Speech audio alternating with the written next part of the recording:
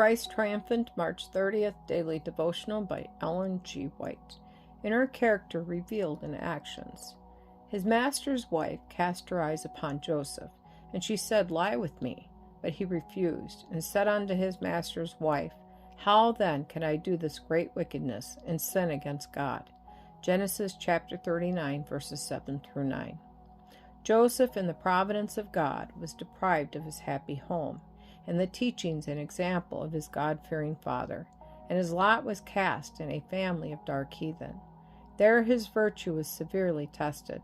It is always a critical period in a young man's life when he is separated from home influences and wise counsels and enters upon new scenes and trying tests.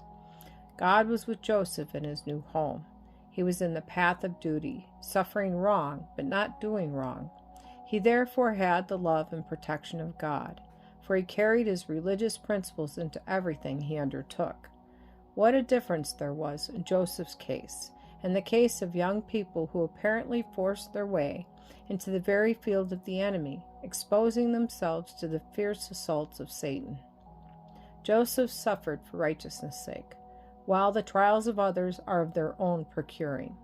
Joseph did not conceal his religion or manly piety to avoid persecution.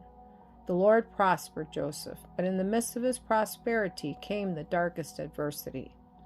The wife of his master was a licentious woman, one who urged his steps to take hold on hell. Would Joseph yield his moral gold of character to the seductions of a corrupt woman? Would he remember that the eye of God was upon him?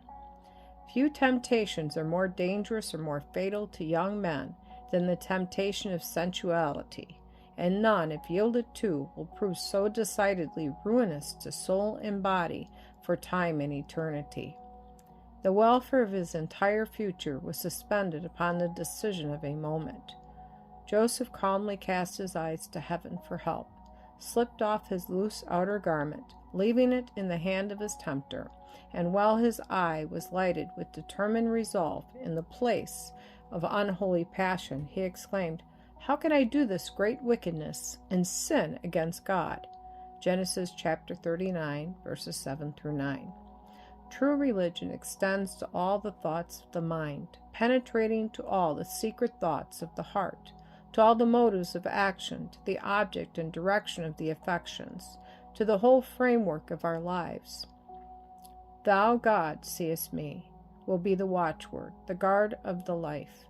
But Joseph was a Christian. He entered into the troubles of his fellow prisoners. He was cheerful, for he was a Christian gentleman.